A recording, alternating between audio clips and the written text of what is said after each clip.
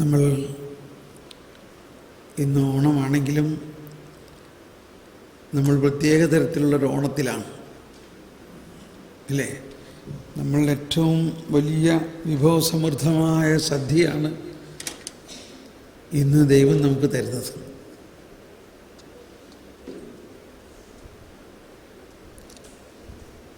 നമ്മൾ ഈ പ്രഭാതത്തിൽ ജ്ഞാനത്തിന് വേണ്ടി പ്രാർത്ഥിച്ചു. അത് മതിയോ? അതിൽ കൂടുതൽ എന്താ വേണ്ടേ?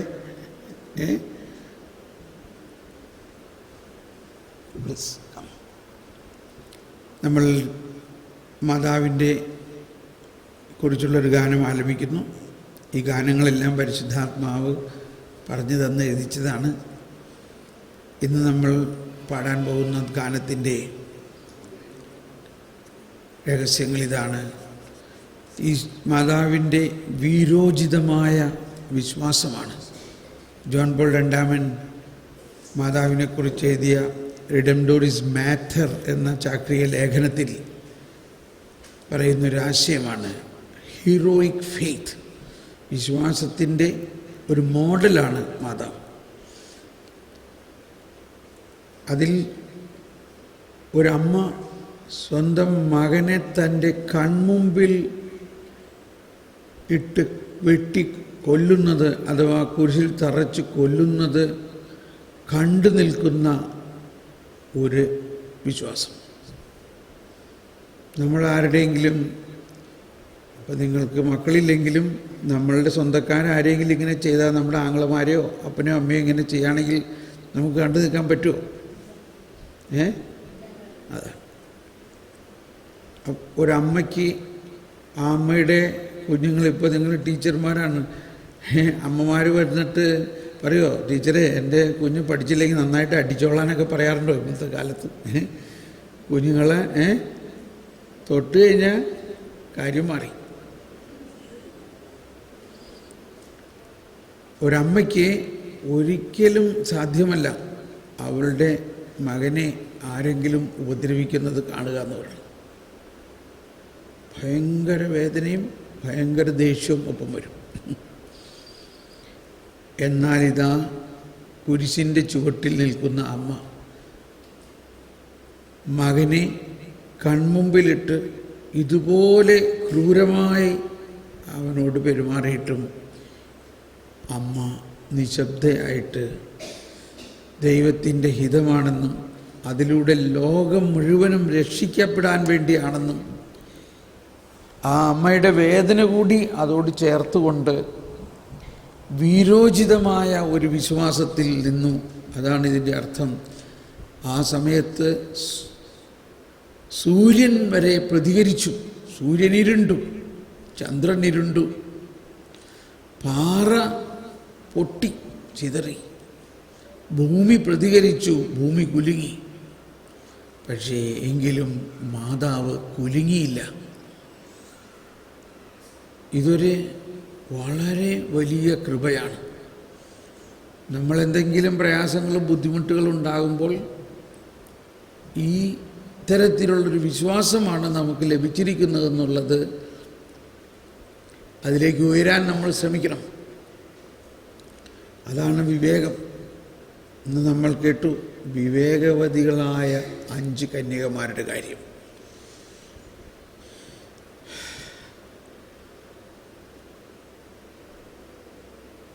നമുക്ക് എഴുന്നേറ്റ് നിന്ന് മാതാവിൻ്റെ ഈ ഗാനം ആലപിക്കുമ്പോൾ അത്തരത്തിലുള്ള ജ്ഞാനം നിറഞ്ഞ വിശ്വാസത്തിൽ വളരാൻ വേണ്ടി നമുക്ക് പ്രാർത്ഥിക്കാം.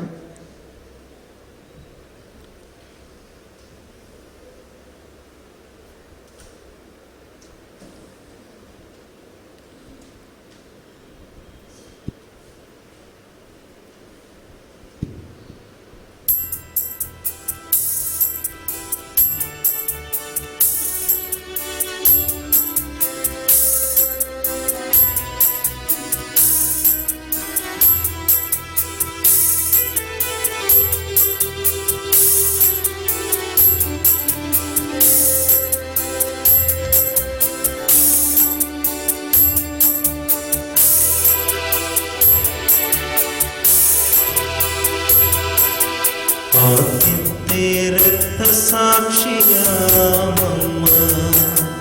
യേശുവിനായി തൻ രക്തവും മാംസവും നൽകിയ സഹരക്ഷകയാമമ്മ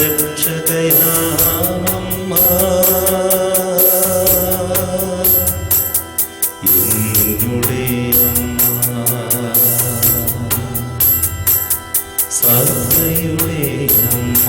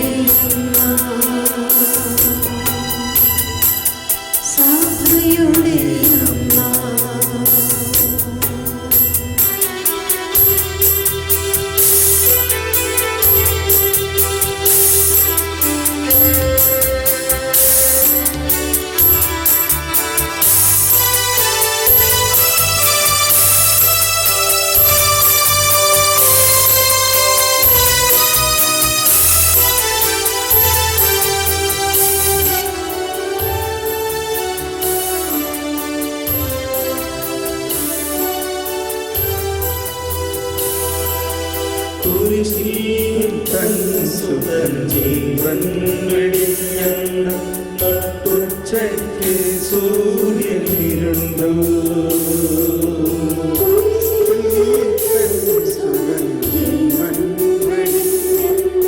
നട്ടുച്ചയ്ക്ക് സൂര്യനിരുണ്ടു പാറതിളങ്ങു ഭൂമി കുലുങ്ങി കുലുങ്ങാതെ അമ്മയിദാസുരനോടൊപ്പം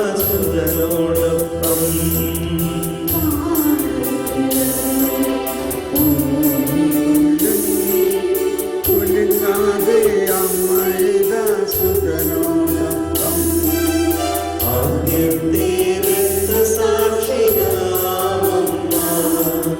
യേശുവിനായി തൻ രക്തവും മാംസവും നൽകിയ സഹരക്ഷകയാമമ്മ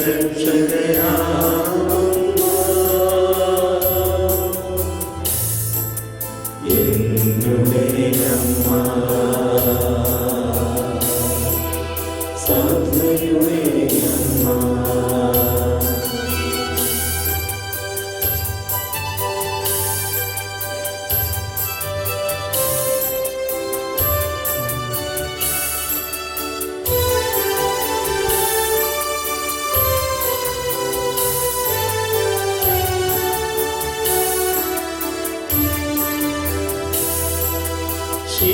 ശിഷ്യഗണത്തെ ഒരുക്കിയ അമ്മേ ഞങ്ങൾക്കായി നിത്യം പ്രാർത്ഥിക്കണമേ ഒരുക്കിയ അമ്മേ ഞങ്ങൾക്കായി നിത്യം പാവനരൂഹായ പൂരിതരായവർ ധരയാകി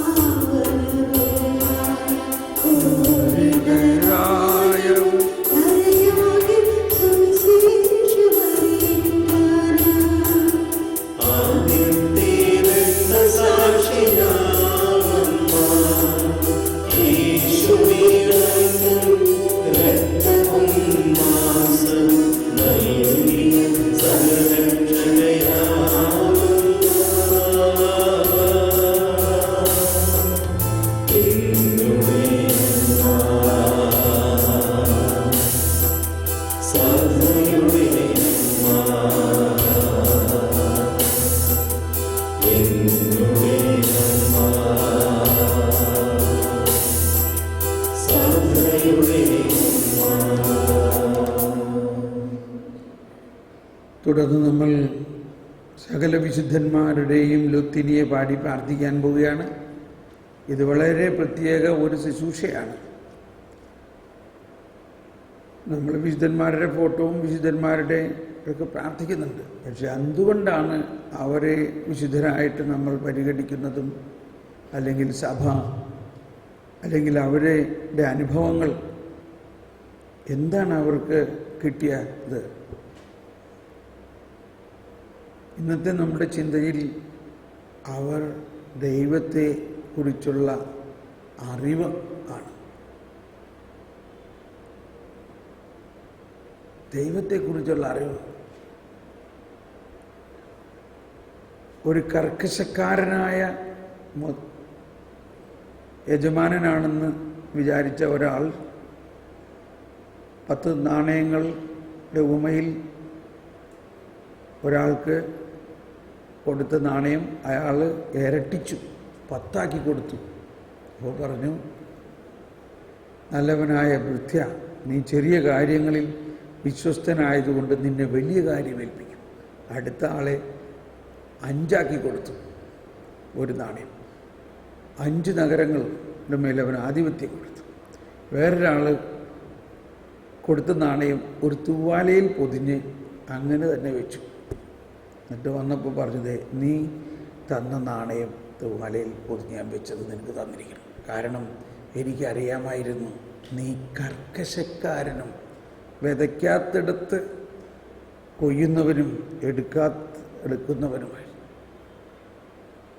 യജമാനൻ അവനോട് പറഞ്ഞു, നിന്റെ വാക്കുകൊണ്ട് തന്നെ ഞാൻ നിന്നെ വിധിക്കുന്നു. അവനിൽ നിന്ന് ആ ഒരു നാണയം കൂടി എടുത്ത് 10 കൊടുത്തു. അപ്പോൾ മറ്റുള്ളവർ പറഞ്ഞു, അതല്ലയോ കർത്താവേ, അവൻ്റെ കയ്യിൽ 10 ഉണ്ടല്ലോ, പിന്നെ എന്താ കൊടുക്കുന്നത്? അപ്പോൾ പറഞ്ഞു, ഉള്ളവനിൽ നിന്ന് ഉള്ളവന് കൂടുതൽ കൊടുക്കുകയും ഇല്ലാത്തവനിൽ നിന്ന് ഉള്ളതുകൂടി എടുക്കപ്പെടുകയും ചെയ്യും. ഈ ഉപമ ഒരു ബൈബിളിലെ ഏതാണ്ട് ഒരു പേജ് അല്ലെങ്കിൽ 3/4 പേജ് പറഞ്ഞിട്ടുള്ള ഉപമയാണ്. ഇതിൻ്റെ പ്രധാന കാരണം എന്താ? ഒറ്റ വാക്കാണ്. എന്തുകൊണ്ടാണ് 3-ാമത്തെ ആൾ നാണയം കുഴിച്ചിട്ടു അല്ലെങ്കിൽ പൊതിഞ്ഞു വെച്ചു? ദൈവത്തെക്കുറിച്ച് വികലമായ ഒരു ചിന്തയാണ് ഉണ്ടായിരുന്നത്. എന്തായിരുന്നു വികലമായ ചിന്ത? ഇവൻ കർക്കശക്കാരനും ഇത്രയുള്ളൂ. എന്നാൽ മറ്റുള്ളവർക്ക് ആ വികലമായ ചിന്ത അല്ലായിരുന്നു. ദൈവത്തിൻ്റെ കുറിച്ചുള്ള യഥാർത്ഥ അറിവ് ഉണ്ടായിരുന്നതുകൊണ്ട് അവർ വളരെയധികം വർദ്ധിപ്പിക്കുന്ന, വളരെ ആത്മാക്കളെ നേടുന്നവരായി മാറി. ഇതുതന്നെയാണ് ഇന്ന് നമ്മൾ കേട്ട 10 കന്യകമാരുടെ ഉപമകളിൽ. ദൈവത്തെക്കുറിച്ച് വികലമായ ചിന്തയായിരുന്നു വിവേകശൂന്യരായ 10 കന്യകമാർ. വിവേകവതികളായ കന്യകമാർ ദൈവത്തെക്കുറിച്ചുള്ള വലിയ ഉയർന്ന ചിന്തയായിരുന്നു. ഈ വിശുദ്ധന്മാരെല്ലാവരും സാധാരണ നമ്മളെപ്പോലുള്ള ആളുകളായിരുന്നു. വിശുദ്ധ ഇഗ്നേഷ്യസ് ഓഫ് ലയോളയുടെ തിരുനാൾ നമ്മൾ കഴിഞ്ഞ മാസം ആഘോഷിച്ചപ്പോൾ മനസ്സിലായി, ആ ഒരു സാധാരണ പട്ടാളക്കാരൻ കാലിന് വെടികേറ്റ് ആശുപത്രിയിൽ കിടക്കുന്ന ആൾക്ക് വിശുദ്ധന്മാരുടെ പുസ്തകമാണ് വായിക്കാൻ കൊടുത്തത്. അത് വായിച്ചപ്പോഴാണ് മനസ്സിലായത്, ഇവരെല്ലാം, ഇവനും ഇവളും വിശുദ്ധയാകാമെങ്കിൽ എന്തുകൊണ്ട് എനിക്ക് ആയിക്കൂടാ? ഇതാണ് നമ്മൾ ഓരോരുത്തരുടെയും ലക്ഷ്യം. അതുകൊണ്ടാണ് ഈ വിശുദ്ധന്മാരെ നമ്മൾ വണങ്ങുന്നതും. എങ്ങനെ ക്രിസ്തുവിൻ്റെ ആ സ്നേഹത്തിൻ്റെയും ജ്ഞാനത്തിൻ്റെയും അനുഭവം അവർക്കുണ്ടായി. ഈ ബൈസൻ്റെയിൻ അല്ലെങ്കിൽ ഓറിയൻ്റൽ സഭകളിൽ ഉള്ള പള്ളികളിൽ ഈ വിശുദ്ധന്മാരുടെ രൂപം നമ്മളുടെ ഈ ലെവലിലാണ് വയ്ക്കാറ്. ചുമരിൽ നമ്മളുടെ ഒപ്പമാണ് വയ്ക്കാറ്. നമ്മൾ മറ്റുള്ള റീത്തുകളിലൊക്കെ മുകളിൽ വയ്ക്കും. മുകളിൽ വയ്ക്കുന്നത് അവർ സ്വർഗത്തിലാണെന്നുള്ള ഉദ്ദേശത്തിലാണ്. ഇവരിങ്ങനെ നമ്മുടെ ലെവലിൽ വയ്ക്കുന്നത് നമ്മളും അവരും ഒരുപോലെയാണെന്നുള്ള ബോധ്യത്തിലും നമ്മൾ അവരെ പോലെ ആകണമെന്നുള്ള ആശയം ഉൾക്കൊള്ളാൻ വേണ്ടിയാണ്. നമ്മളൊക്കെ വിശുദ്ധരാകുമോ? ആകണോ? കണ്ടോ എത്ര പേര് മിണ്ടിപ്പോൾ? അപ്പോൾ ഇതാണ് നമ്മുടെ ഉദ്ദേശം. നമ്മൾ എങ്ങനെയെങ്കിലും അങ്ങ് സ്വർഗത്തിൽ പോയാൽ പോരാ. നല്ല കള്ളനും സ്വർഗത്തിൽ പോയില്ലേ? നല്ല കള്ളൻ സ്വർഗത്തിൽ പോയോ? നമ്മൾ നല്ല കള്ളനെ പോലെ സ്വർഗത്തിൽ പോകാനുള്ളവരല്ല, മറിച്ച് ഇവിടെ ജീവിക്കുമ്പോൾ തന്നെ വിശുദ്ധിയിലും ദൈവത്തെക്കുറിച്ചുള്ള അറിവിലും നിറഞ്ഞ് അനേകം ആത്മാക്കളെ നേടിക്കൊണ്ട് സ്വർഗത്തിലേക്ക് പോകാനാണ്. അനേകം ആത്മാക്കളെ നേടിക്കൊണ്ട്, അനേകം ആത്മാക്കളെ നേടണം. ആ ബോധ്യത്തോടെ നമുക്ക് ഈ വിശുദ്ധരുടെ ലുത്തിനെ ചെല്ലുമ്പോൾ ഓരോരുത്തരുടെയും പേരെടുക്കുമ്പോൾ ഒരു മിന്നൽ പോലെ അവരുടെ ജീവിതത്തെ നമ്മുടെ ഉള്ളിൽ കണ്ടുകൊണ്ട് നമുക്ക് ദാഹിക്കാം, എനിക്കും ഒരു വിശുദ്ധയാകണം. ഇന്ന് ലോകത്തിൽ ഭയങ്കര ഭയമാണ്, എല്ലാം നശിച്ചു കൊണ്ടിരിക്കുകയാണ്. ക്രിസ്ത്യാനിറ്റി മുടിഞ്ഞുകൊണ്ടിരിക്കുകയാണ്, നശിച്ചുകൊണ്ടിരിക്കുകയാണ്. പക്ഷെ ആരും മനസ്സിലാക്കുന്നില്ല ക്രിസ്ത്യാനിറ്റിയുടെ ശക്തി. ഒരു കൊച്ചു ത്രേസ്യ കൊണ്ട് ഒരു കൊച്ചു ത്രേസ്യ കൂടി ഉണ്ടായാൽ മതി ഈ ലോകം മുഴുവനും തകിടം മറിക്കാൻ.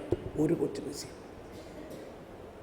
ഒരു മദർ ത്രേസ്യ ഉണ്ടായാൽ മതി, ഒരു ഫ്രാൻസിസ് അസീസി. അപ്പോൾ ഒരാൾക്ക് one person has such A great capacity. ദൈവത്തിൻ്റെ പൂർണ്ണമായ അറിവുള്ള ഒരു വ്യക്തി ഉണ്ടെങ്കിൽ ഈ ലോകത്തെ മുഴുവനും മാറ്റാൻ പറ്റും. അതാണ് നമ്മുടെ ലക്ഷ്യം. ഒരു കൊച്ചു ത്രേസ്യ കൂടി ഉണ്ടായാൽ മതി. ആ ലക്ഷ്യത്തോടെ നമുക്ക് അവളും അവനും വിശുദ്ധരാകാമെങ്കിൽ എന്തുകൊണ്ട് എനിക്കും ആയിക്കൂടാ? യെസ്.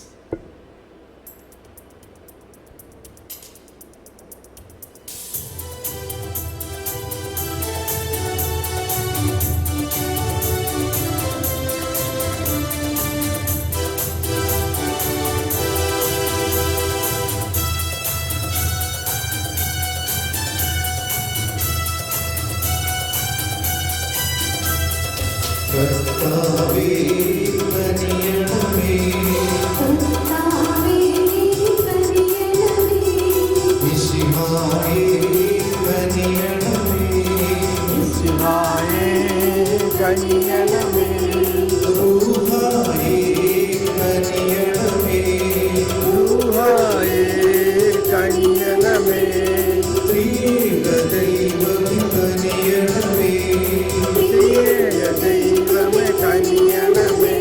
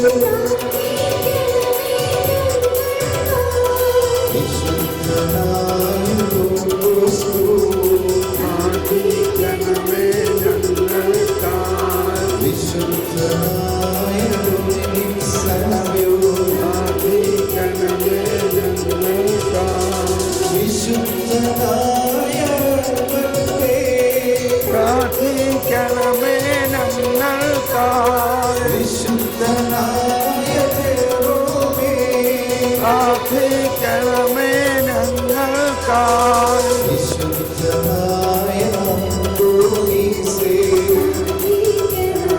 ഞങ്ങൾക്കായി. വിശുദ്ധനായ അഗസ്തീനോസേ,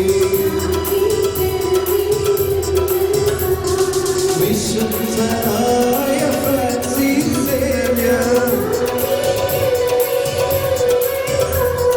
വിശുദ്ധനായ ഫ്രാൻസിസ് അസീസി, പ്രാർത്ഥിക്കണമേ ഞങ്ങൾക്കായി. വിശുദ്ധനായ ഗീവർഗീസേ,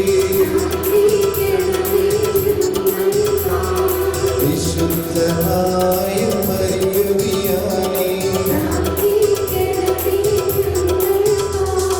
വിശുദ്ധയായ അൽഫോൻസായേ,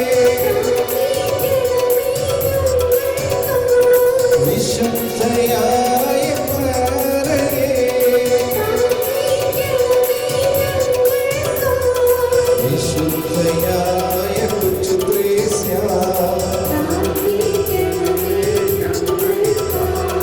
വിശുദ്ധയായ അമ്മ ത്രേസ്യ, വിശുദ്ധയായ അന്നായേ, പ്രാർത്ഥിക്കണമേ ഞങ്ങൾക്കായി. വിശുദ്ധയായ വേറോനിക്ക, പ്രാർത്ഥിക്കണമേ ഞങ്ങൾക്കായി. വിശുദ്ധയായ മരിയ ഗോരേത്തി, വിശുദ്ധയായ ബർണാദേറ്റ, പ്രാർത്ഥിക്കണമേ ഞങ്ങൾക്കായി. വിശുദ്ധയായ സിസിലിയ,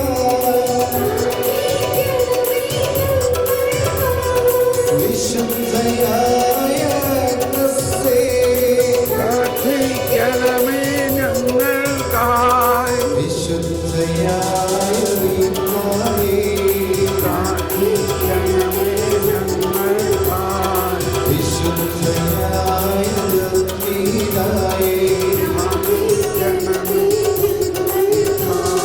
സകല വിശുദ്ധന്മാരേ,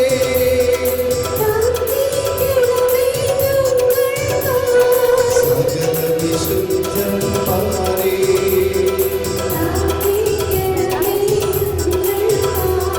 സകല വിശുദ്ധന്മാരേ,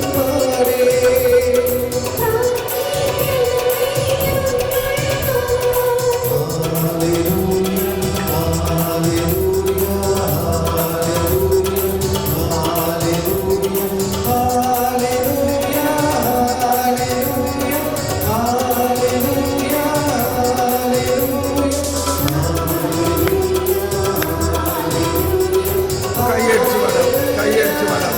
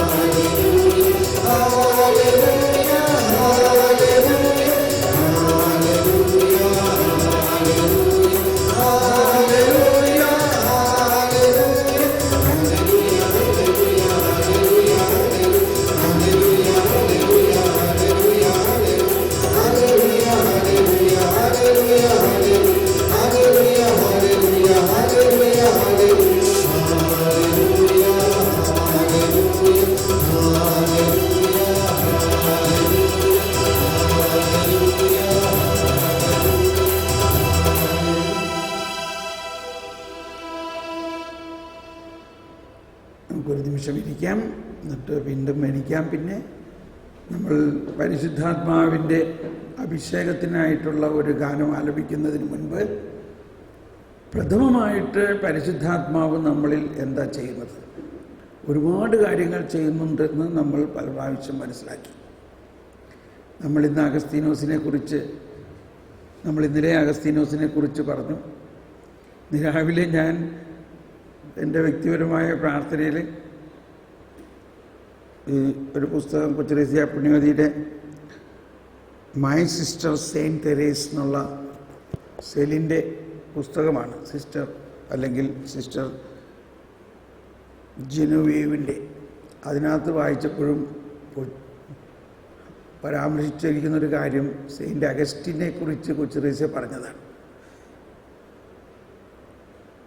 നമ്മളിന്ന് കേട്ടു സെയിൻറ്റ് അഗസ്റ്റിൻ 30 വർഷത്തിൽ 33 വയസ്സ് വരെ ഒരു വലിയ പാപകരമായ അവസ്ഥയിൽ ജീവിച്ച വ്യക്തിയാണ്. മദർ മോനിക്ക, നമ്മൾ ഇന്നലെ മോനിക്ക പുണ്യവതിയുടെ തിരുനാളായിരുന്നു. ഇതെല്ലാം കൊച്ചുറേസ്യയുടെ ജീവിതവുമായിട്ട് ബന്ധപ്പെട്ടിട്ടുള്ളതും ആ കൊച്ചുറേസ്യയ്ക്ക് വെളിപ്പെടുത്തി കൊടുത്ത മധ്യസ്ഥ പ്രാർത്ഥനയുടെയും ആത്മാക്കളെ നേടുന്നതിന് വേണ്ടി എത്ര നാൾ എന്തോരം ചെയ്യേണ്ട കാര്യങ്ങളൊക്കെയാണ് നമുക്കറിയാം. എന്നാൽ ഇവിടെ വന്നിരിക്കുന്ന ഒരു പ്രധാന രഹസ്യം ഇതാണ്: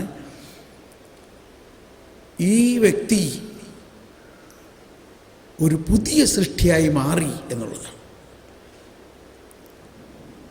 ആ വ്യക്തി പുതിയ സൃഷ്ടിയായി മാറിയത് ആ വ്യക്തിയുടെ പ്രവർത്തനം കൊണ്ടല്ല. ആരുടെ പ്രവർത്തനം കൊണ്ടാണ്? പരിശുദ്ധാത്മാവിൻ്റെ പ്രവർത്തനം കൊണ്ടാണ്. വാസ്തവത്തിൽ ക്രിസ്തീയതയുടെ കേന്ദ്രബിന്ദു ഇതാണ്: യേശുക്രിസ്തുവിൽ വിശ്വസിക്കുന്നവൻ, യേശുവിലായിരിക്കുന്നവൻ ഒരു പുതിയ സൃഷ്ടിയാണ്. ആ പുതിയ സൃഷ്ടിയാകുമ്പോൾ പഴയതെല്ലാം കടന്നു പോകുന്നു. സെയിൻറ്റ് അഗസ്റ്റിൻ്റെ ജീവിതത്തിലെ ഒരു പെണ്ണുമായിട്ടുണ്ടായ ബന്ധമെല്ലാം നമുക്കറിയാം. അതിലൊരു കുഞ്ഞുണ്ടായിരുന്നു. എന്നാൽ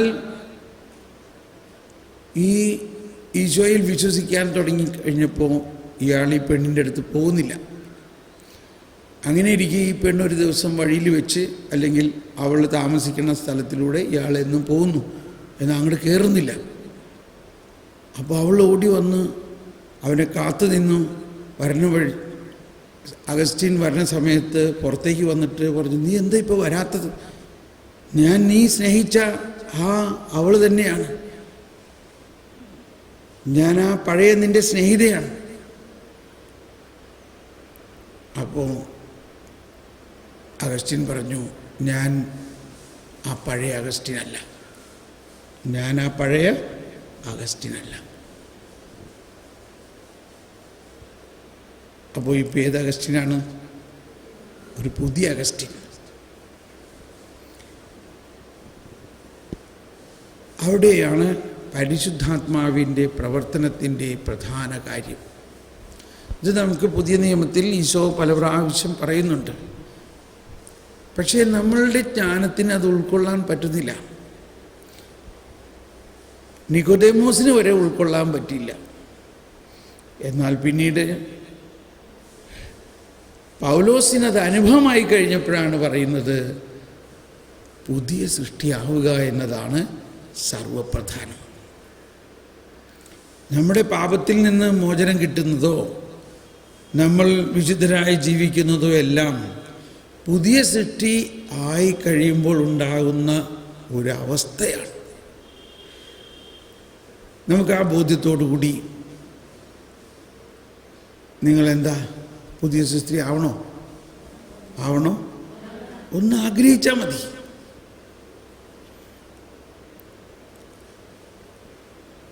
ആ പുതിയ സൃഷ്ടി ആക്കുന്നതിന് നമ്മുടെ പ്രവൃത്തിയാണ് ഇതാക്കുന്നതെന്നുള്ള ഒരാശയമാണ് നമ്മളിലെല്ലാം കിടക്കുന്നത്. ഞാൻ പ്രവർത്തിക്കണം. യോഹന്നാൻ്റെ സുവിശേഷത്തിൽ 6-ാം അധ്യായത്തിൽ ചോദിച്ചു, ദൈവഹിതമനുസരിച്ചുള്ള പ്രവൃത്തി എന്താ? ആരെങ്കിലും ഒന്ന് ഉത്തരം പറയാമോ? അതിൻ്റെ ദൈവഹിതമനുസരിച്ചുള്ള പ്രവൃത്തി എന്താണെന്നുള്ളതിന് ഈശോ എന്താ ഉത്തരം പറഞ്ഞത്? Very good. ഒന്നുകൂടി ഉച്ചത്തിൽ പറഞ്ഞേ.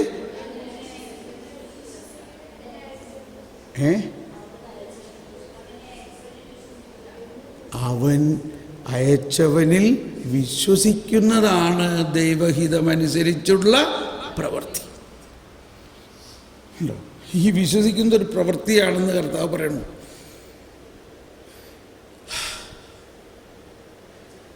അവിടുന്ന് അയച്ചവനിൽ വിശ്വസിക്കുക എന്നതാണ്. അപ്പോൾ ഈ യഹൂദ പാരമ്പര്യവും ഫരിസേയരുടെ അവരെല്ലാം പ്രവർത്തിക്കണം. എങ്ങനെ പ്രവർത്തിക്കണം? കൽപ്പന അനുസരിക്കാൻ വേണ്ടി പ്രവർത്തിക്കണം നിങ്ങൾ.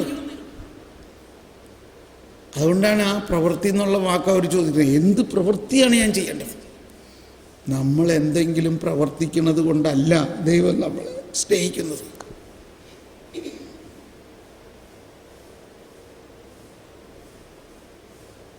നമ്മുടെ ശക്തിവിശേഷത്തിലൂടെ അല്ല രക്ഷ വരുന്നത്. ധനികനായ ഒരാൾ വന്നിട്ട് പറഞ്ഞു, ഞാൻ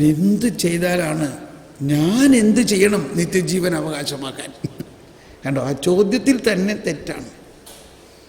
അപ്പോൾ ഈശോ പറഞ്ഞു, നീ പ്രമാണങ്ങൾ അനുസരിക്കണം. പ്രവൃത്തിയാണത്. അതെല്ലാം ഞാൻ അനുസരിക്കുന്നുണ്ടല്ലോ. പിന്നെ എന്താ ദൈവരാജ്യത്തിൽ കയറാൻ പറ്റാഞ്ഞ ആൾക്ക്?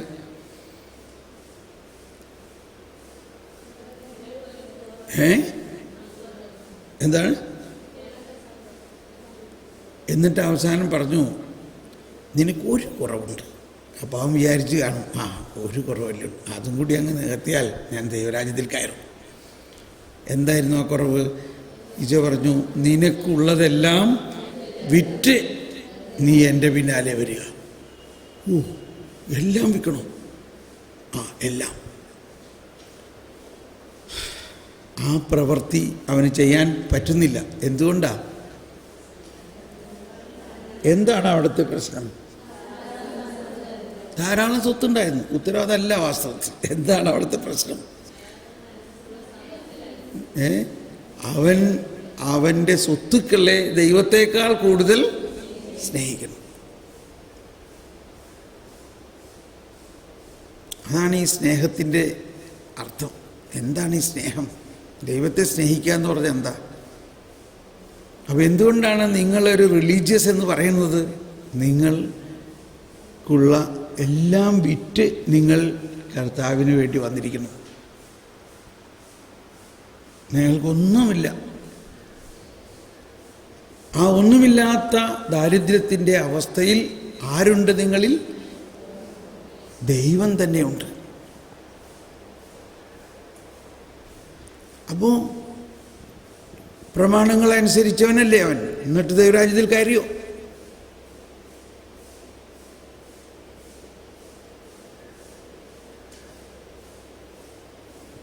അപ്പോഴാണ് ഈശോ പറഞ്ഞത്, മനുഷ്യന് ഇത് അസാധ്യമാണ്. എന്നിട്ട് എന്ത് പറഞ്ഞു? മനുഷ്യന് അസാധ്യമായത് ദൈവത്തിന് സാധ്യമാണെന്നുള്ളതിൻ്റെ അർത്ഥം ഇതാണ്. അല്ലാണ്ട് എല്ലാം മനുഷ്യന് അസാധ്യമായത് ദൈവത്തിന് സാധ്യമാണ്.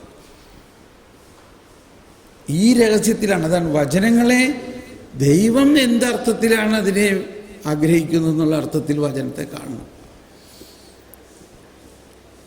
മനുഷ്യന് അസാധ്യമായതെല്ലാം ദൈവത്തിന് സാധ്യമാണ് എന്നുള്ള ആശയത്തിൻ്റെ പ്രധാന കാര്യം മനുഷ്യന് അവൻ്റെ പാപത്തിൽ നിന്ന് മോചനം നൽകുന്നതോ അവൻ പുതിയ സൃഷ്ടിയാകുന്നതോ അവന് സാധ്യമല്ല. അല്ലെങ്കിൽ ഈശോ തന്നെയല്ലേ പറഞ്ഞു, നീ പ്രമാണങ്ങളൊക്കെ അനുസരിക്കണം. ഞാനെല്ലാം അനുസരിക്കുന്നുണ്ടല്ലോ. എന്നിട്ടും ദൈവരാജ്യത്തിൽ കയറിയില്ല. യേശുവിനെ നേരിട്ട് കണ്ടിട്ടും കയറിയില്ല. അത് കഴിഞ്ഞിട്ട് അടുത്ത പടി ഒരു ദരിദ്രനായ ബർത്തിമേവൂസിൻ്റെ അടുത്ത് വന്നിട്ട് ഈശോ അങ്ങോട്ട് ചോദിക്കുകയാണ്, നിനക്ക് ഞാൻ എന്ത് ചെയ്യണം?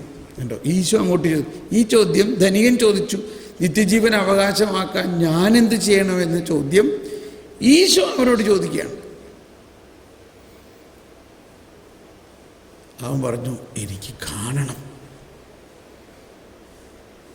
അവൻ ദരിദ്രനായിരുന്നു, അവൻ്റെ കയ്യിൽ യാതൊരു സ്വത്തുമില്ല, അവൻ അന്ധനായിരുന്നു. എന്നിട്ടും അവൻ യേശുവിൻ്റെ സ്വരം, യേശു നസ്രായനായ യേശുവാണ് അതിലെ പോകുന്നതെന്ന് അറിഞ്ഞപ്പോൾ അവൻ ഉച്ചസ്വരത്തിൽ വിളിച്ചു കൂകി, ദാവീദിന്റെ പുത്രനായ യേശുവേ, എന്നിൽ കരുണയായിരിക്കണേ. ആ സ്വരം ദൂരത്ത് കേട്ട ഉടനെ യേശു അവിടെ നിന്നു. അതാരുടെ ആ സ്വരം? എന്നെ തിരിച്ചറിഞ്ഞൊരു സ്വരം. ധനികനായ യേശുവിനെ തിരിച്ചറിഞ്ഞില്ല. യേശു ഒരു സൂചന കൊടുത്തു. നീ എന്തുകൊണ്ടാണ് എന്നെ നല്ലവനെന്ന് വിളിക്കുന്നത്? ദൈവം ഒരുവൻ മാത്രമല്ലേ നല്ലവനുള്ളൂ. അതിൽ നിന്നും അവൻ മനസ്സിലാക്കണം, ഞാൻ നിന്റെ മുമ്പിൽ നിൽക്കുന്നത് ദൈവം തന്നെയാണെന്ന്. മനസ്സിലായില്ല. ഇവിടെ കണ്ണ് കാണാത്ത ഒരാൾക്ക് മനസ്സിലായി. അതാണ് ജ്ഞാനം. അത് കഴിഞ്ഞ് അടുത്തത് ധനികനായ മറ്റൊരാളുടെ വീട്ടിലേക്കാണ് വരുന്നത് യേശു. അപ്പോൾ ആ ധനികന് ഇത് പോയില്ല. ആ ധനികനെ രക്ഷ കിട്ടിയില്ല. ഈ ധനികനെ രക്ഷിക്കണം. സക്കേവൂസ് എന്ന ധനികനായൊരു വ്യക്തി. ഇത് ഒറ്റ റോയിലാണ്. ഈ ധനികൻ, ഈ ദരിദ്രൻ, അത് കഴിഞ്ഞ് അടുത്ത ധനികൻ. ലൂക്ക 19:18-19. ഈ ധനികൻ എന്ത് ചെയ്തു? യേശു അതിലെ വരുന്നുണ്ടെന്ന് അറിഞ്ഞിട്ട് അവൻ യേശുവിനെ കാണണം. അവൻ അതിനു വേണ്ടി അവൻ്റെ സ്ഥാനമാനങ്ങൾ, അവൻ സ്ഥലത്തെ കളക്ടറാണ്. കളക്ടർ ഇപ്പം എവിടെ കയറണം?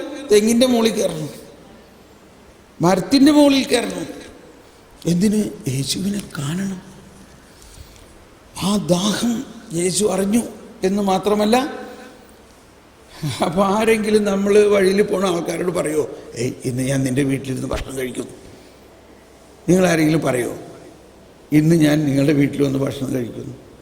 ആരോടാ പറയാം അങ്ങനെയുള്ളൊരു കാര്യം? ഏറ്റവും അടുത്ത ബന്ധുക്കളോട്.